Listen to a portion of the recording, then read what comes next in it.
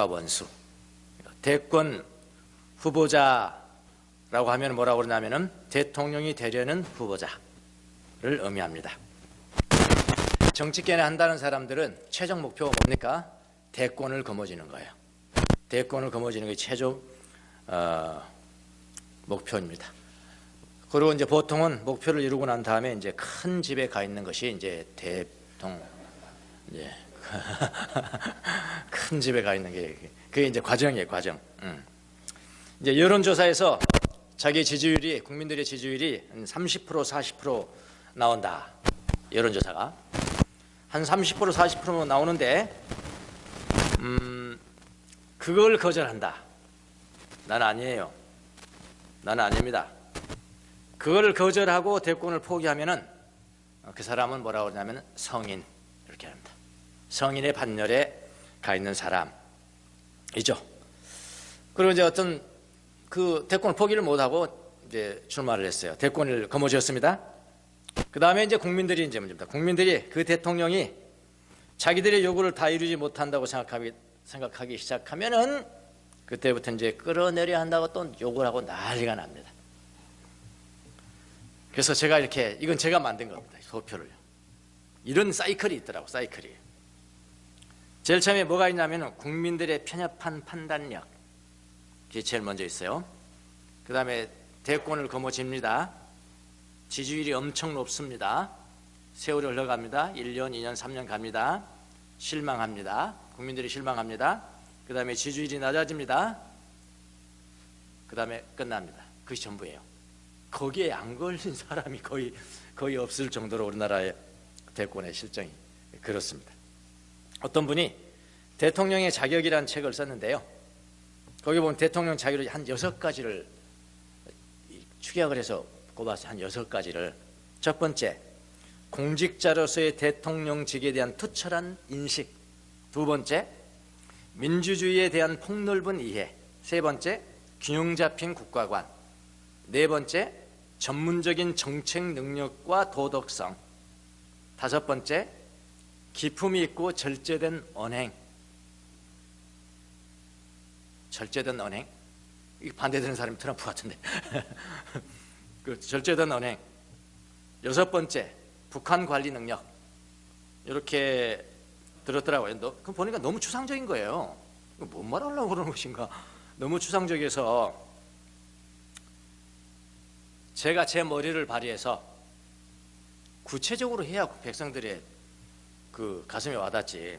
구체적으로 3가지를 요약해 보겠습니다. 첫 번째, 국민들 잘 살게 하는 능력. 잘 먹고 등 따시게 하는 능력. 두 번째, 정치 걱정 안 하고 좀 편안하게 살아가게 하는 능력. 세 번째, 너는 누구죠? 대통령은 높은 자리에 있지만 너는 돈을 너무 많이 처먹지 않는 인격. 이거 너무 간단한 거잖아요, 이거. 응? 백성을 먹이는 능력, 편안하게 능력. 너는 돈 처먹지 마. 그런 인격이 있어야 되는 거야. 제가 좀 간단할 건데 그렇게 복잡하게 추상적으로 해놨더라고요. 자, 아침부터 대권에 대한 이야기를 했습니다만은 오늘 본문이 대권에 관한 말씀입니다. 오늘 본문이요. 사람들은 오늘 본문의 주제를 보통 뭐라고 그러냐면은 오병이어의 기적이라 그렇게 이야기합니다. 오병이어의 기적이라. 1절부터 15절까지 나오는데요. 오병이어의 기적을 모르신 분은 안 계시죠? 뭐 교회 꽤나 다니시면은 몇 번은 다 읽었을 거예요. 어떻게 빵 5개 하고 물고기 2마리로 남자 5,000명, 남자만 5,000명이니까 여자 아이들 하면은 15,000명 넘을 거 아니겠습니까? 그 많은 숫자를 다 먹이고 부스러기로 12광주를 남겼으니까, 이야, 대단하다.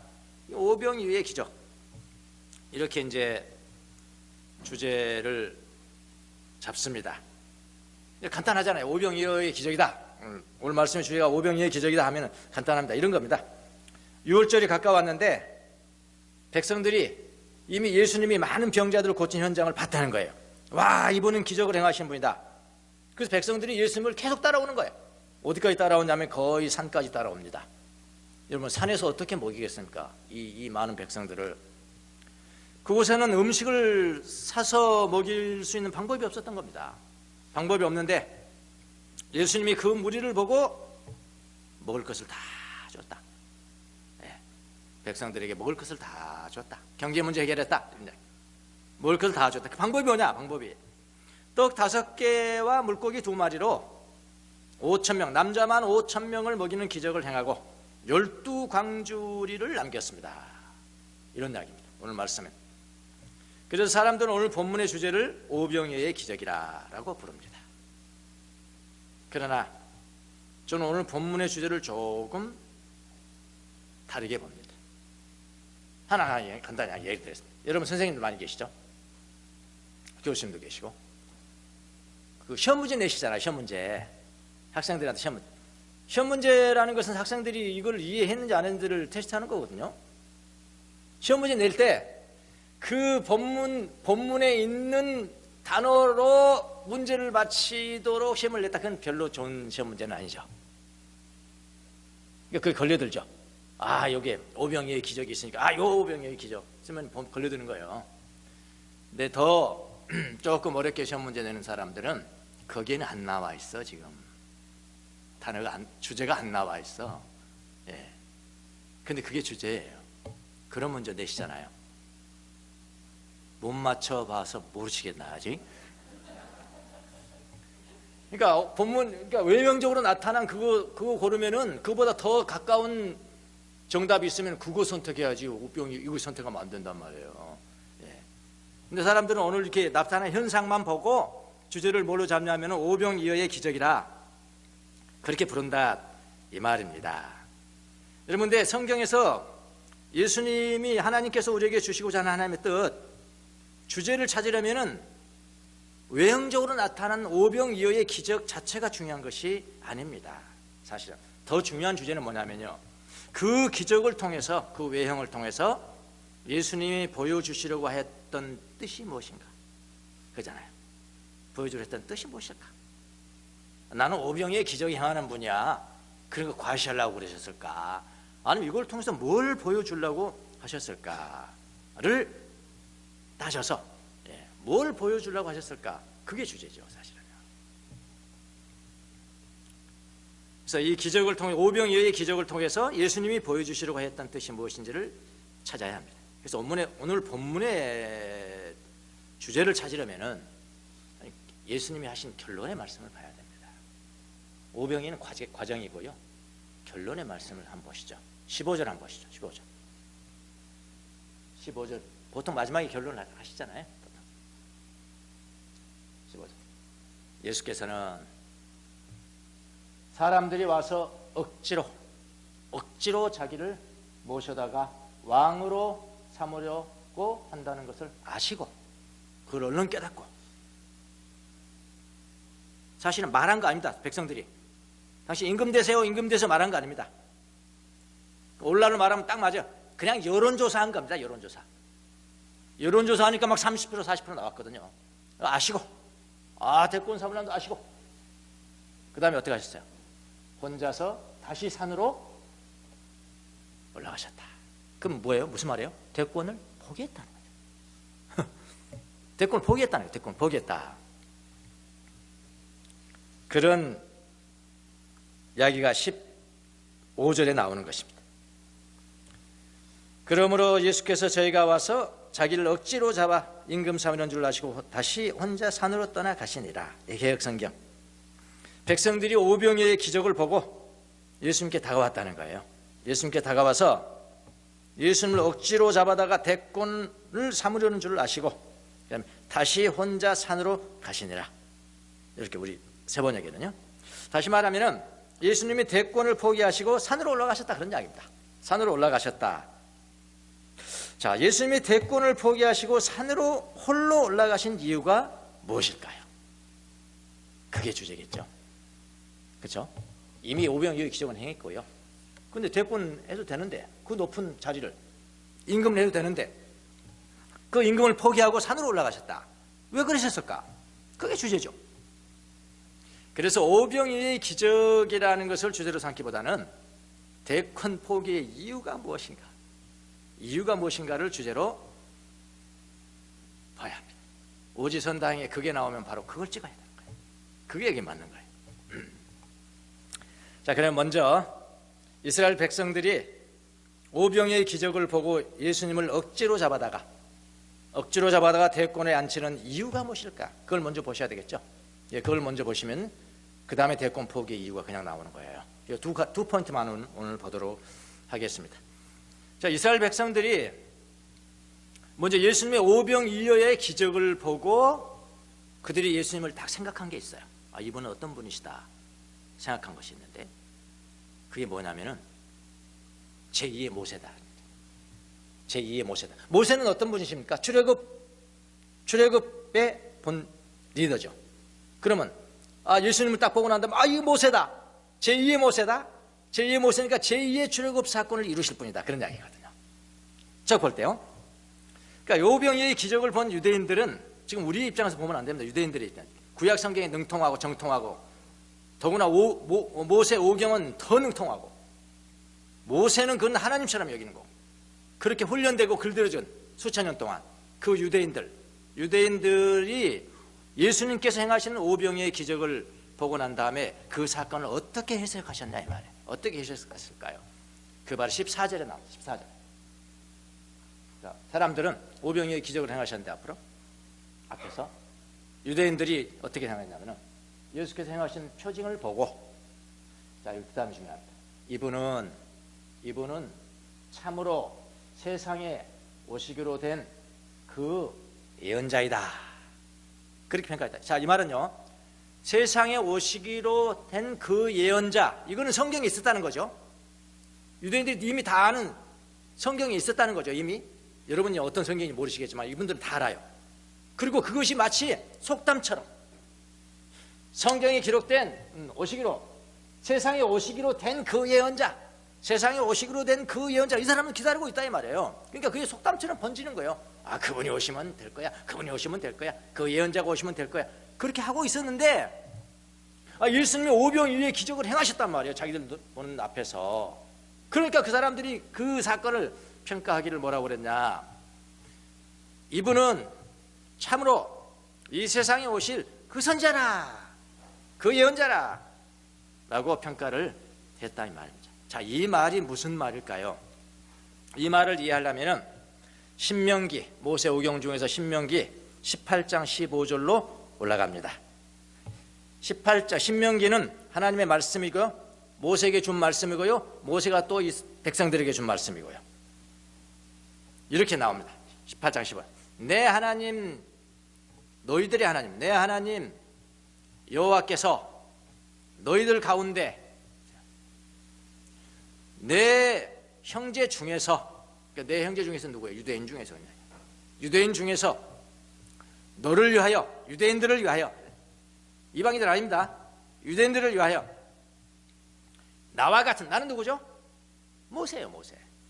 나와 똑같은, 나와 비슷한 내 정도의, 나와 똑같은 선지자, 예언자 하나를 일으키시리니, 너희는 그의 말을 들을지니라. 이게 신명기 18장 15절, 모세가 이스라엘 백성들에게 하나님의 말씀으로 주신 예언입니다. 한마디로 말하면 모세와 동일한, 모세와 똑같은 선지자를 보내주시겠다.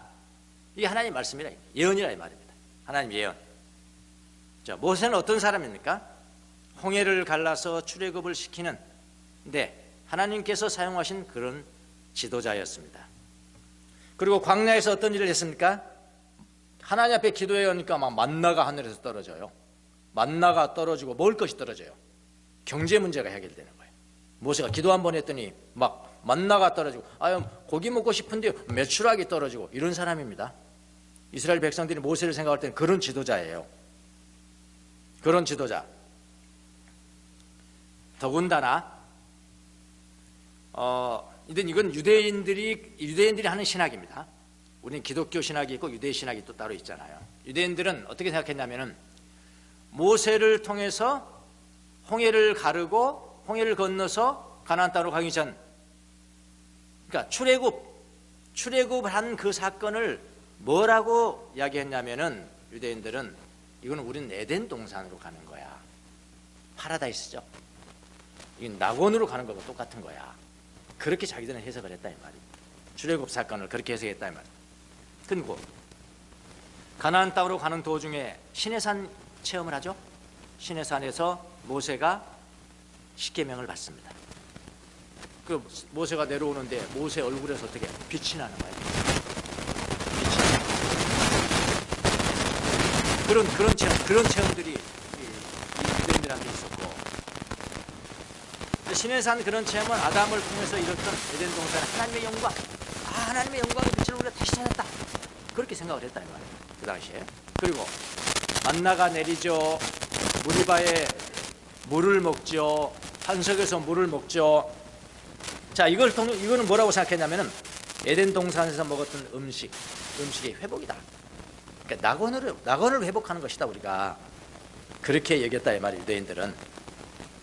그런데 그 광야에서도 뭐가 일어납니까? 모세가 없는 동안에 저길거리 금송아지 만들어 가지고 또 타락을 하잖아요. 아니구나. 아니구나. 이거 에덴의 회복이 아니구나. 그래서 거기서 등장한 게 메시아 사상이에요. 다시 올 거야. 모세 같은 선자를 하나님께서 우리에게 보내실 거야. 종말에 있을 이 메시아가 오셔서 우리를 구원하는 것은 제2의 출애굽. 제1의 출애굽은 실패했으니까요. 제2의 출애굽, 낙원으로 들어가는 거야. 이 땅에서 낙원이 되는 거야.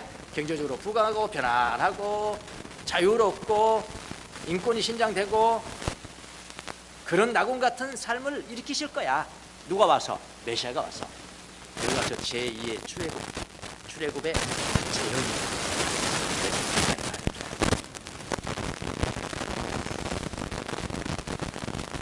그러니까 신명기 18장 15절에 너와 같은 선자라는 것은 뭐냐? 그대로 이 세상에 도식으로 된 그 예언. 너와 같은 선자라는 것은 뭐냐? 모세와 같은 선지자가 종말에 와서 모세와 같은 제 두 번째 출애굽 구원을 이룰 것이다. 이렇게 유대인들은 믿었습니다. 그런데 오늘 본문에서 무슨 일이 일어납니까? 오병이어의 기적이 일어납니다. 오병이어의 기적. 과학적으로 생각입니다. 저는 그때 뭐 이렇게 이런 그 신학을 모를 때는 제가 관심을 갖는 건 뭘까요? 어떻게 떡 5개가 그 많은 사람을 먹였을까? 어떻게 했을까? 이게 안 나와 있거든 자세히. 어떻게? 여러분 생각해 보시잖아요. 그래서 막 별 생각을 다 해 자기 혼자. 이렇게 호빵 같은 게 있는데, 혹은 뭐 이렇게 피자 같은 게 있는데, 탁 띄었어, 찢어서 줬는데 다시 또 싹 생겨. 다시 그렇게 했나? 아니면 떡 하나 딱 가지고 딱 던져놨는데, 딱 던지면 하나가 또 계속 떡이 막 쌓이는 거야. 그냥 갖다 주기만 해. 이렇게 했나? 하여튼 별 생각 다 아니잖아요. 어떻게 했나? 과학적으로 좀. 이게 과학적으로 입증이 됩니까? 만나가 하늘에서 떨어졌는데 그게 과학적으로 입증이 되냐고요. 또 그게 어떻게 오병이어로 5,000명을 먹었냐를 우리가 과학적으로 밝혀내는 주제가 아니라니까요. 근데 우리가 그렇게 하고 있어.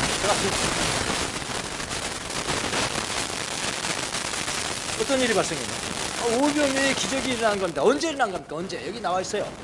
6월절에 가까워요. 6월절 막 일주일 동안 되니까요. 그러니까 6월절에 왜 하필이면 꼭 6월절에 하시냐고.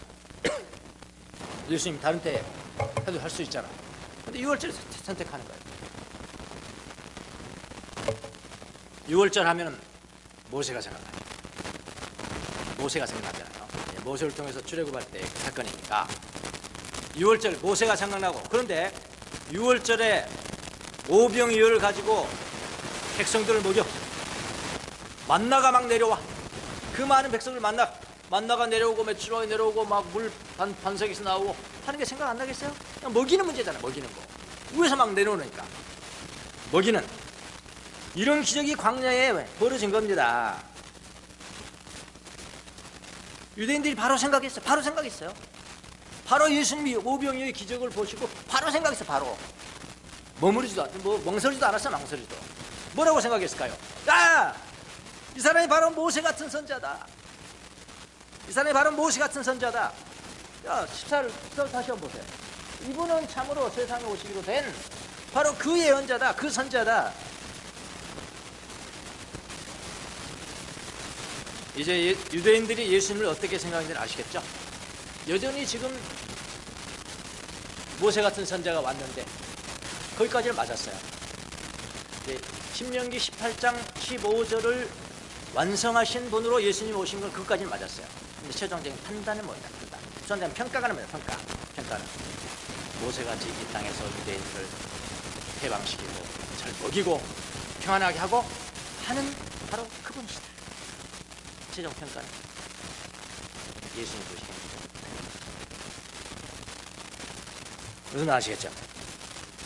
그러니까 이스라엘을 애국으로부터 정책으로 해방시켜서 자유케 하고 먹이고 마시고 편안하게 하고 경제적인 번영을 가지고 가고 어떤 바로 그 모세 같은 그 정치가다. 그 정책인 지도자다. 바로 그 선지자다 라고 말해요. 누가? 유대인들은. 여러분, 대권의 자격 중에 가장 중요한 것이 뭡니까? 경제적인 풍요를 가다 준 거 아닙니까? 경제적인 풍요입니다. 남북 문제라고 아니에요. 평화 아니에요. 평화를 통해서 경제적인 번영이 없으면 당장 싫어해요. 지금 젊은 청년들 뭐하러 통일하자 이거. 경제잖아, 경제. 예. 경제 문제는 경제야 이 바보야 그런 말도 있잖아. 이 바보야 문제는 경제예요. 경제적 능력 아닙니까? 다른 거 아무리 잘해도 경제 정책이 실패하면은 지지는 뚝 떨어지는 거예요. 근데 뭐 경제 정책을 실패해야지 하면서 펼치는 사람이 어디 있겠? 그런 대통령이 어디 있겠습니까? 우리나라 요즘 최저임금을 올려서 소득을 향상시키고 그 소득으로 더 많이 소비하게 해서 경제 성장을 이루라. 소득 주도형 성장 아닙니까? 이론상 틀린 게 있나요? 이론상 안 틀려. 이게 맞는 거예요, 이거. 선진국으로 들어가려면 지금부터 최저임금 배로 더블로 해야 돼요. 경제 대국 되려면 1등, 2등 되려면 더블로 해야 되고요. 틀린 게 없어요, 사실은요. 경제 정책을 수립하는 사람들은 그것까지는 알죠. 그런데 아무리 좋은 정책도 인간 개개인의 탐심과 탐욕을 고려하지 않으면 당장은 실패할 수 있다. 저는 경제 정책이 잘못돼서 실패했다고 생각하지 않습니다. 탐욕이죠. 아니, 최저임금 조금 낮을 때는 내가 지금 500만 원 벌어갔는데 내 주인이 소상공인 좋아하는데 당장 막 올라갔네. 그러니까 임금이 400만 원 딱 떨어지는 거예요. 그러니 너 자르고 당신 나와, 집에 마누라 나와, 누구 나와 해가지고 해버리니까 제일 하층민들이 더 어렵게 들어오고 그런 현상이 발생한 거 아닙니까? 우리 뭐 성경 보는 사람들은 그런 내면을 보니까요. 탐욕이잖아, 인간의 탐욕을 상정하지 않으면 좋은 정책도 다시 할 수 없다. 그런데 예수님은 오병이어로 5,000명을 배부르게 먹이고 12강주의 잉여를 남겼습니다. 더군다나 강요하지 않았어요. 예수님은 탐욕을 보신 분이거든요. 강요하지 않은 누가 강요했습니까? 오히려 시험했죠. 빌립보 시험. 어떻게 할까? 돈 어쩌고 안드레는 알고 어린아이가 있어. 야, 이거 어떻게 하냐 해가지고 걔 뭐 뺏어온 것도 아니라고요. 사실은 어린아이한테 뺏어온 게 아니랍니다. 야, 내가 내놓으면 좀 더 많은 사람들이 뭐 먹을 수 있겠구나 라고 진짜 자발적으로. 참 멋지신 분이죠. 그렇게 이런 분이 12강주를 남았으니까 이런 분이 대권을 거머쥐면은 경제 문제는 그냥 해결되는 거 아닙니까? 이 유대인들의 마음을 아시겠죠? 억지로 임금을 삼으려 경제 문제 해결되고 뭐 그것뿐입니까? 가난한 사람, 병든 사람 어루만지고 병 고치고 스킨십하고 이런 대권이 어디 있습니까? 치유하고 이 헤롯에 대해서 이 여우 같은 놈 또는 보수적이라고 목사님들 보수적이라고 맨날 뭐 조창기도를 했었고 대통령 되면 조창기도 하고 그러지 않습니까? 독재자도 적창기도.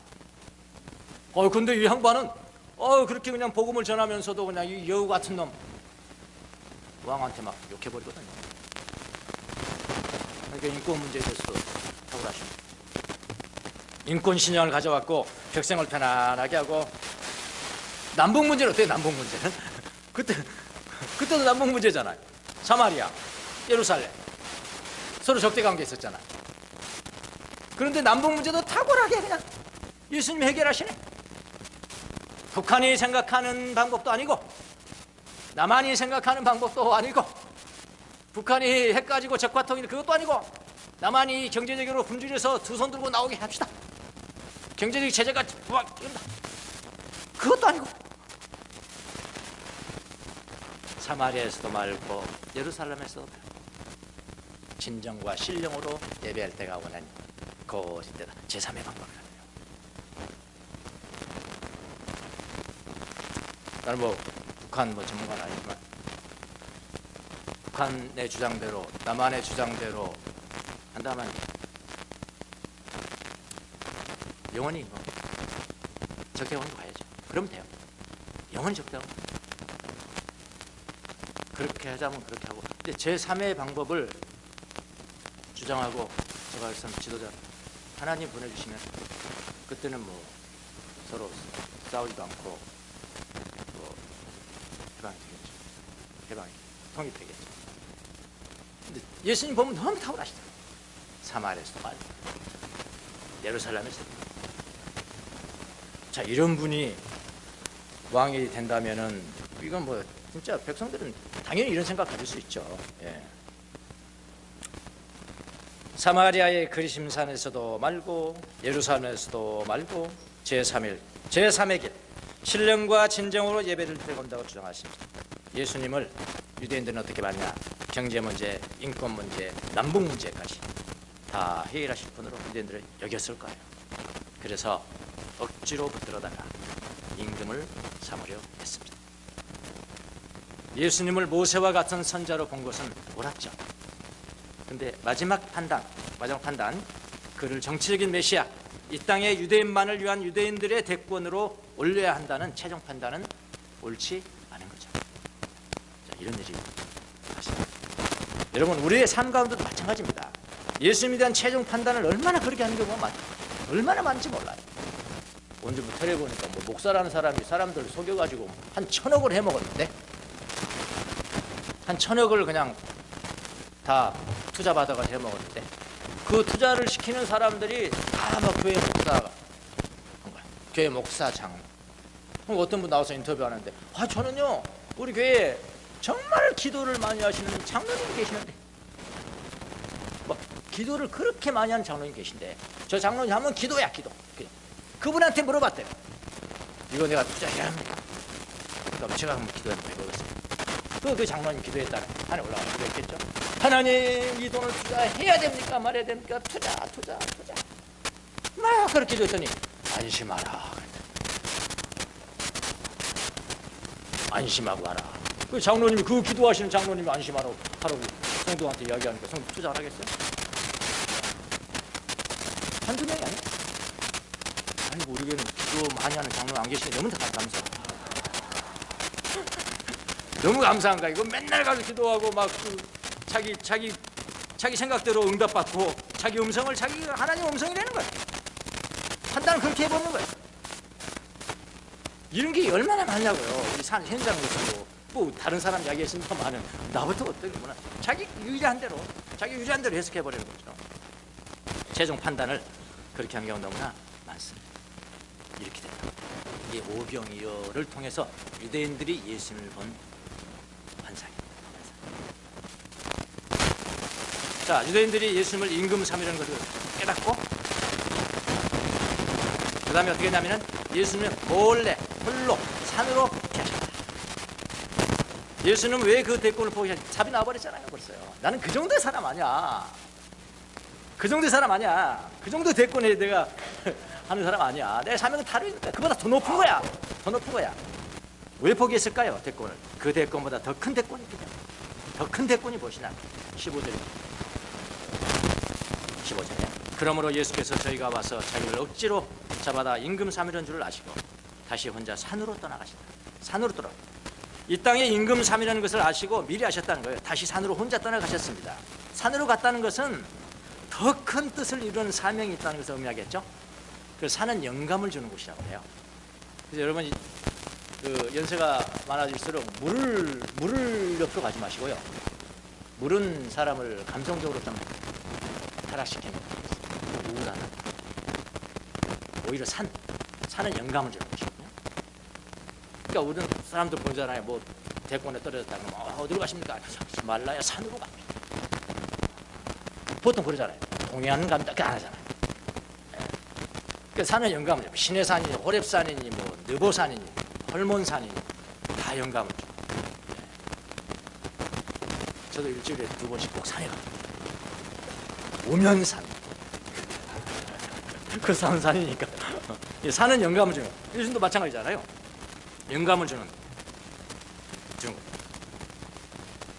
예수님이 가신 산은 아마 헤르몬산이라고 하죠. 헐몬산이 아닌가 싶습니다. 거의 가까웠으니까요. 헐몬산이 아닌가 싶은데 그건 잘 성경에 안 나왔습니다. 자, 예수님은 유대인들이 생각하는 그런 임금을 위해서 오신 분이 아니라는 겁니다. 이 땅에 잘 먹고 잘 살게 하기 위해서만 오신 분이 아니라 그보다 더 큰 게 있답니다. 큰 사명이 있단 말이에요. 모세보다 훨씬 월등한 인물이시죠. 모세 정도의 사람이 아닌 겁니다. 모세는 하나님 앞에 기도해서 하나님이 그 만나도 내려주셨죠. 그 정도 모세하고 비교하면 안 된다는 거예요. 그 히브리서의 주제도 그거잖아요. 모세하고 비교하냐? 모세하고 예수님은 비교는 안 됩니다. 모세보다 훨씬 월등한 인물이십니다. 예수님의 구원을 출애굽, 정책 해방, 출애굽 구원의 문자적인 그렇게 보면 안 된다. 그보다 더 깊은 것이 있다. 예수님은 이 땅의 메시아로서 이 땅의 경제적인 풍요, 정치적인 자유와 정의만을 위해서 오신 분이 아니다. 더 큰 것이 있다. 큰 일이 있다. 더 큰 일이란 바로 무엇이냐? 영생이다. 신적인 생명을 주십니다. 그러니까 이렇게 봐. 지금은 이제 오병이어를 행하시잖아요. 주님이 빵을 가지고 나누셔서 떡을 주십니다. 이거는 지금 떡 먹고 배부르고 그냥 이 땅에 잘 먹고 잘 살아. 이걸로 끝나면 예수님이 이거 안 하신다. 다르게 하셨겠죠. 다르게 하셨죠. 저는 그래서 야, 풀밭이 많았는데 풀을 뽑아라. 밭을 가라. 보리씨를 뿌려. 그렇게 먹는 거야. 그렇게 가르쳐 주셔. 이건 지금 떼어서 지금 이거는 뭐냐? 나는 이 정도 너희를 지금 배불리 하는 정도로 이 위해서 이루어진 것이 아니고 머지않아 너희를 알게 되지. 나는 내 자신이 떡이야. 내 자신이 떡이고 내 자신이 피야. 그러니까 요한복음 6장은 이걸로 다 이루어졌어요. 내가 떡이라고 그러니까요. 내가 하늘에서 나온 떡이다. 내가 피다. 떡을 받아 먹어라. 피를 마셔라. 얼마나 어렵습니까? 유대인들이 이 성경도 보여요. 다음 주좀 나오나요? 이야, 너무 어렵다. 이해하기가 너무 어렵다. 여러분들 읽으시면서 어렵잖아요. 요한복음 쉽다고 그랬잖아요. 엄청 어렵잖아요. 나는 하늘에서 내려온 산떡. 광야에서 만나를 먹은 사람도 다 죽었다. 나를 먹으면 영원히 살 거야. 어렵다. 다음 예수님이 이 말 하셨으니까 오늘 하셨으니까 오병이어 하셨으니까 다음 떡 나오겠죠? 뻔하지 마십니까? 다음에 떡 나와요. 그 다음에 피 나와요. 영생이 무엇인가? 이걸 지금 배우시는 것입니다. 나를 먹고 나를 마시라. 하늘의 신적인 생명. 모세가 가져준 삶이라는 것은 이 땅에서 물리적인 그런 구원, 물리적 그런 구원 정도다. 모세가 가져준 것은 그러나 하나님의 아들로서 예수 그리스도께서 가져오려고 하는 것은 하늘의 영생을 가져준 것입니다. 예수님의 사명은 뭐냐? 이 땅의 유한한 삶, 70년, 80년 그 정도의 삶을 위해서 오신 것이 아니라 하늘의 하나님의 생명이신데 그 하나님의 생명을 너희들에게 주기 위해서 신적인 삶, 그 영생이라고 신적인 삶을 당연히 피하지 안 피하겠습니까? 대권 내가 탄다 그건 관심 없어. 여러분, 예수님이 이 땅에 오신 목적을 잘 아셔야 예수 믿는 사람들이 이 땅에서 바른 선택을 하고 바른 삶을 살아가는데 가이드라인이 되는 거죠. 그러니까 예수님이 어떤 삶을 사셨는가를 모르기 때문에 엉뚱하게 선택하는 거예요. 그러니까 그래, 투자해라, 걱정 마라, 내가 돈 뻥튀기 박 펴줄게. 제가 글을 썼었는데요. 디트리 본헤퍼, 독일 사람, 청년, 이 영화 얼마나 머리가 좋은지 그냥 뭐 25살이 박사학위를 받고요. 1930년 때 미국을 건너갔다. 미국을 물론 그 신학교에, 유니온 신학교라고 신학교에 교환 교수나 뭐 그런 걸로 갔겠죠. 뭐 여기저기 돌아다니다. 그때가 미국이 상당히 잘 나간. 그런데 교회를 뭐 여기저기 다 이제 돌아다니는데, 그러니까 미국의 그 당시의 신학과 미국의 그 당시의 교회 상황을 어떻게 평가를 하냐면은, 한마디로 평가할 때 너무 세속하다. 교회인데 복음이 없어. 예수 그리스도의 보혈이 없어. 예수님의 구원이 없어요. 십자가의 영성이 없어. 죄 용서와 십자가의 영성이 없는 거예요. 그럼 미국은 다 죽었다 이거. 맨날 뭐 이거 뭐 잘 살고 이런 거 번영 그거만 말하지. 그래서 이 사람이 간 교회가 어디냐면은 흑인, 뉴욕에 있는 흑인 할렘가에 있는 흑인 교회를 찾아갑니다. 본헤퍼 흑인 교회를 찾아가는데, 그때 흑인 목사님들이 설교하는데 거기에 진정한 구원의 메시지가 있는 거예요. 십자가의 메시지가 있는 거예요. 그 교회를 다닙니다. 그 교회를 다니면서 그 본헤퍼가 정말 회심의 경험을 해요. 근데 참 이 양반이 나중에 가족들한테 와가지고 훌륭한 점이 뭐냐면, 가족들이 다 뭐 굉장한 집안이에요. 판사, 변호사, 의사, 자기 아버지 의사, 주로 교수 뭐 이런 아주 지성이 그냥 굉장히 높고. 근데 교회는 왔다 갔다 하는 거예요. 그런 사람들인데 자기는 지금 회심돼가지고 뭐 뜨겁잖아요. 지금 뜨거운데 집에 가서 전혀 뜨거운 내색을 안 해. 기다려 줘. 전혀 다른 사람이 아닌 거예요. 그러니까 가족들이 갑자기 어느 하루 아침에 막 변화됐다고 갑자기 막 방방 뜨면요 이상해져요. 무슨 말인지 잘 모르시나 봐요. 예전과 똑같이 인내하면서. 그분이 이제 미국에서 못 가게 합니다. 독일은 이게 불안하니까 가지 마라 하는데 그걸 뿌리쳐요. 우리 동포들에게 복음을 전하기 위해서 가야 됩니다. 그리고 뿌리치고 안락한 삶을 포기하고요, 그냥 독일로 갑니다. 여러분도 아시다시피 1933년입니까? 히틀러가 수상으로 당선이 됐잖아요. 2월 28일 날인가 당선이 되는데 3월 1일 날 본헤퍼가 강의를 하러 방송국에 나갑니다. 그때 강의 제목이 뭐냐면은 진정한 지도자라는 것이다. 근데 그 강의를 히틀러를 위해서 준비한 강의는 아니었어요. 사실은 히틀러를 위해서 준비하는 강의는 아니고, 히틀러가 총통이 되기 전에 그 이전에 이미 진정한 지도자라는 게 뭐냐 이런 것을 연구했어요. 기도하면서 연구를 해서 진정한 지도자라는 것은 뭐냐면, 한마디로 말하면은 내 책임과 내 한계, 내 고난이 무엇인가를 분명하게 알고 모든 자기를 따르는 백성들에게 분명히 알려야 한다. 그리고 나는 내 지도력이라는 것은 하늘로부터 오는 것이지 내가 신이 아니다. 참 멋있는 말이야. 그냥 쉽잖아요. 내 책임과 내 한계가 무엇인지를 다 알려라. 알리고 나는 그냥 높은 신으로부터 물려받은 그 지도력을 행사할 뿐. 한계가 분명한 거죠. 그렇게 해야 된다. 그것이었는데 주제인데 방송 중간에 그냥 히틀러를 따르는 사람들이 방송을 장악해가지고 꺼버려요. 나중에 그 나머지 그 원고들도 어느 그 신문사를 통해서 발표가 됩니다. 그런 걸 하고요. 야, 근데 그 보네포는 여러분 아시죠? 삶과 신앙이 일치된 삶을 살아가는 사람. 불의한 것을 보고 묵인하면은 그 불의보다도 그 묵인한 것이 더 큰 악이다라고 한 사람이죠. 그렇게 하겠네. 이런 이야기를 한 적이 있어요. 이런 이야기. 참 지금도 오늘날 사람들에게 기관이 같아요. 특별히 지도자들, 특별히 영적인 지도자들, 그 선동하는. 여러분이 어떤 사람이 설교를 굉장히 잘한다고 봤습니까? 보통 교회 많이 봉된 교회 보통 가면은 굉장히 선동적이야. 지도자 선동적이야.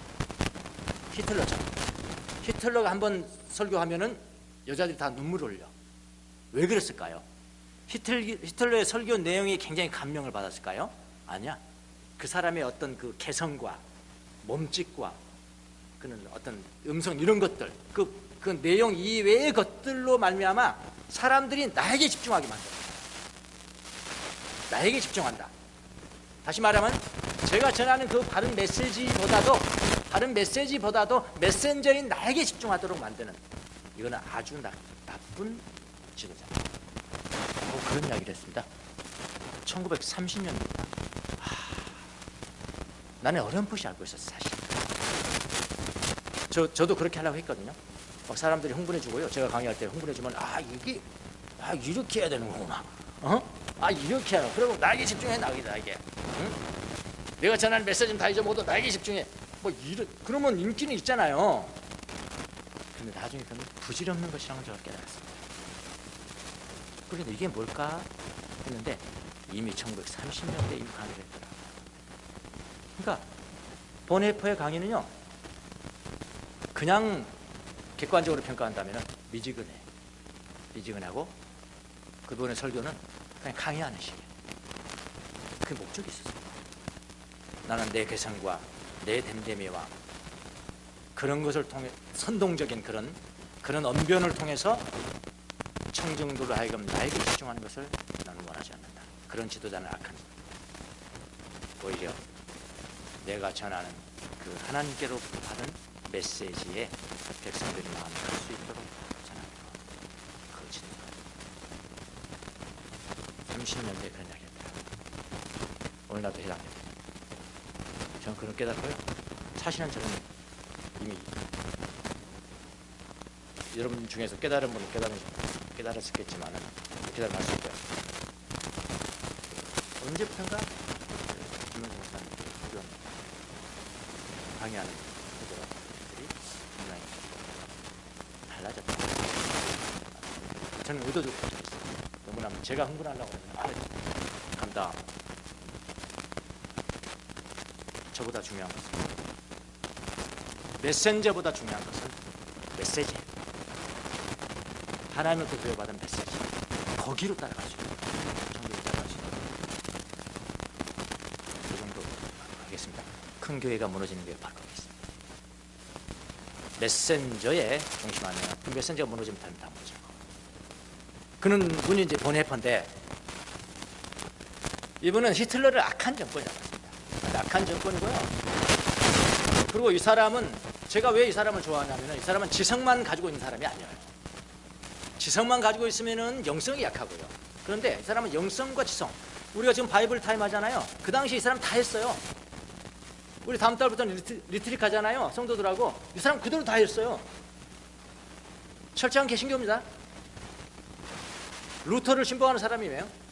독일에서는 그렇잖아. 근데 지성이 있는 사람. 지성이 없는 영성도 부지졌습니다. 그건 안 된다. 너무 얇은. 양쪽에 겸비한 사람이 돼야 된다 하면서 행동하는 신앙이죠. 히틀러는 지금 암살, 10대 암살에 가입이 되잖아요. 그래도 붙잡힙니다. 붙잡혀가지고 마지막 날 이제 그 교수형에 처해지는데 간수가 왔을 거 아니겠어요? 근데 히틀러는 그 교도소 안에서도 형제들을 다 만들었어요. 복음 전하고. 저는 복음에 철저한 사람, 아주 순수한 복음. 기도, 찬양, 성경 묵상, 이건 철저한 사람. 그래서 석학도 그러더라고요. 석학. 그래가지고 그 교도소 안에서도 거의 교회가 된 거야. 이제 마지막 간수가 합니다. 자, 보네포, 나하고 같이 가세. 이것은 오늘 마지막이다. 현장 이슬로 사라진 거. 그때 본회파가 거기에 남아있는 형제들한테 그런 이야기를 합니다. 자, 나는 이제 마지막이라네. 이렇게 말하는 것이 아니고 뭐라고 그러냐면 나는 이제 시작이라네. 나는 이제 시작이라네 라고 형제들을 위로합니다. 이 사람이 마지막 죽기 전에 쓴 시의 제목이 선한 능력이에요. 선한 능력으로 나는 십니다. 이렇게 시작합니다. 우리 아까 읽었지만 독일어를 번역하는 게 다르기 때문에 노래하고 제가 하는 거가 좀 다릅니다. 그 선한 힘에 고요히 감싸여 그 놀라운 평화를 누리며 나 그대들과 함께 걸어가네. 나 그대들과 한 해를 여네. 지나간 허물 어둠의 날들이 무겁게 내 영혼 짓눌러도 오 주여 우리를 외면치 마시고 약속의 구원을 이루소서. 마지막 절 믿음으로 일어날 일을 기대하네. 주 언제나 우리와 함께 계셔 하루 또 하루가 늘 새로. 죽어가는 사람의 심리다. 여러분, 예수님은 대권보다 더 크신 분이세요. 이 땅의 임금보다 훨씬 크신 분이세요. 그분은 영생이십니다. 떡을 주시는 분이 아니고요, 그분이 떡이세요. 여러분과 저를 사랑하셔 그분 자신을 주시는 것, 이거 이해하시 못하면, 이거 여러분 믿어지지 않으면 교회 헛다니시는 거예요. 영생이 뭔지 이해하시면 않으면 교회 안 나오셔도 돼요. 나 영생 모르고 그냥 종교 가질게, 그러면 불교도 가시고 그러시라니까. 교회만 오지 마시고요. 그 정도의 삶을 살려면 그렇게 하셔도 돼요. 근데 정말 여러분, 나는 교회 다니겠다, 예수님을 먹는다는 게 뭐예요? 예수님의 피를 먹고 예수님의 살을 먹는다는 게 뭐냐? 그 영생이라는 게 뭐냐? 이걸 여러분이 친히 믿고 체험하셔야 돼요. 아마 입장은 계속 그걸로 채워져요. 막 이해할 수 없는 이야기야. 내가 떡이다, 내 살을 먹어라. 이것 때문에도 문제가 많이 발생합니다. 살을 먹고 피를, 이 뭐 살인자들 집단인가? 이게 도대체 무슨 말이야? 그분이 영생이세요. 이 땅의 안락함만을 위해서 오신 분이 아니시고요, 그분이 주시고자 하는 것은 뭐냐면 하늘의 영생. 다 잃어버려도 영생을 잃어버리십니다. 예수 그리스도. 그분이 그분 친히 떡이 되고 살이 되고 피가 되는 그런 분을 모시고 살아가는 여러분 되시기를 예수님을 축원합니다. 기도하겠습니다. 이 땅에 영생으로 오시는 주님, 우리가 예수님의 살을 먹고